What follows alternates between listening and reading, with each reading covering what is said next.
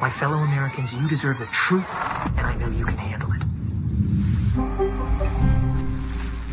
My name is Jonna Mendez, and I was chief of disguise at the CIA. One of the things that was going on when I was chief of disguise was an enormous research program into the new advanced disguise system. It was basically the masks that everybody always wondered if we used masks, and this was the beginning.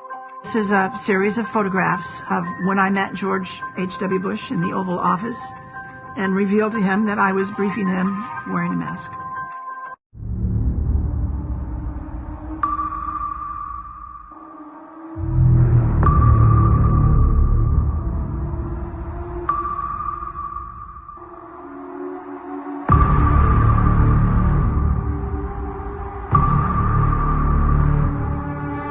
Now, in particular, and regarding this photograph, it is a Getty's image photograph. If you go to the link, you can see the photographer, all those kinds of details, who took it. So what is the anomaly with this particular photograph?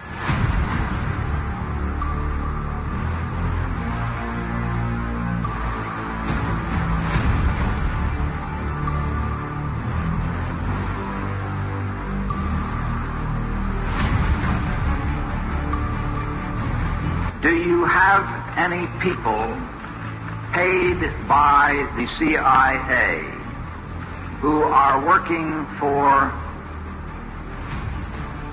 television networks? This, I think, gets into the kind of getting into the details, Mr. Chairman, that I'd like to get into in executive session.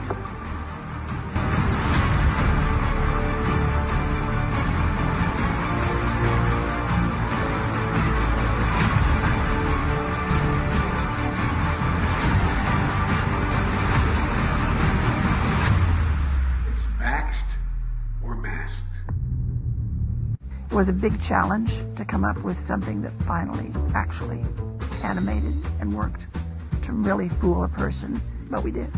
They learned the art. We actually brought Hollywood back into our labs at one point to look at what we had done, and they were stunned. They're absolutely stunned. Congratulations. My husband was Tony Mendez, and he was played by Ben Affleck in the movie called Argo. Aliens and robots? Yes, sir. You're telling me that there is a movie company in Hollywood right now that is funded by the CIA?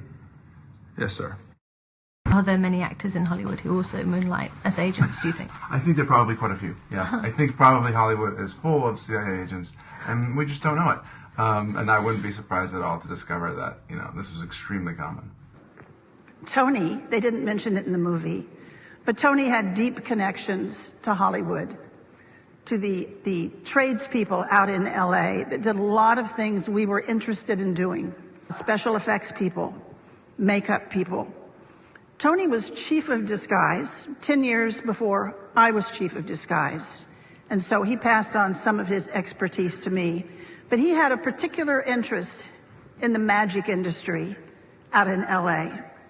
Not so much the magicians on the stage, but the people that were working behind the scenes to make that magic happen. So we went to LA and we posed some questions to them. We said, we have a problem. We're looking for novel solutions. Well, LA did have some ideas, of course. That's what they do for a living. They introduced us to a new concept. They said, what you are calling an operation, we call a performance. That's what we do. We put on performances. And before we start working on that performance, we have to define the stage that the performance is going to take place on. Then you have to know who your audience is. Who are you playing to? Who are you trying to fool? Once you assemble those two pieces, you can pretty much choose the time and choose the place and simply overwhelm them with your performance. Then they showed us some tools that they used.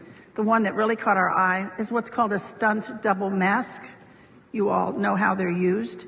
When the movie star is so famous or so good looking that they can't risk damaging him, we liked the idea of stunt double masks. They're quick on, they're quick off, they dramatically change your appearance, and we started using them and found them to be valuable to our operations. But that audience piece of it did not allow you to get close enough to one of those masks before the illusion fell apart and you saw it was a mask. So we went back to our disguise labs out at Langley, and we invented a whole new genre of masks.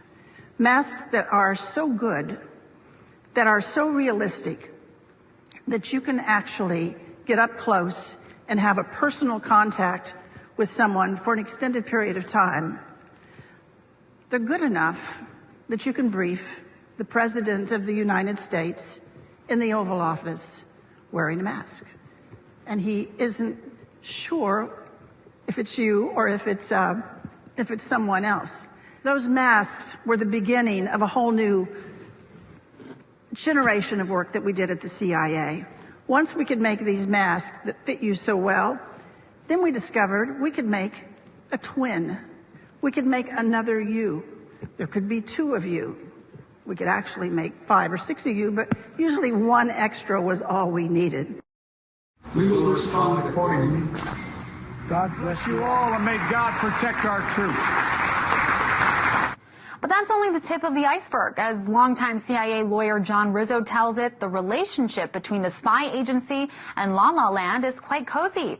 In his new book, Company Men, Rizzo says that actors, producers, and other movie-making power players were always happy to help out the CIA in any way they could. You work for the very enemy you thought you were fighting. It's impossible. And tell me why you've never been to Langley. You've been lied to. All lower-level Asians have been lied to. I am trying to help you here. So you're saying I'm working for the enemy? And that you are the enemy? Sydney, this is your last chance. You have to go.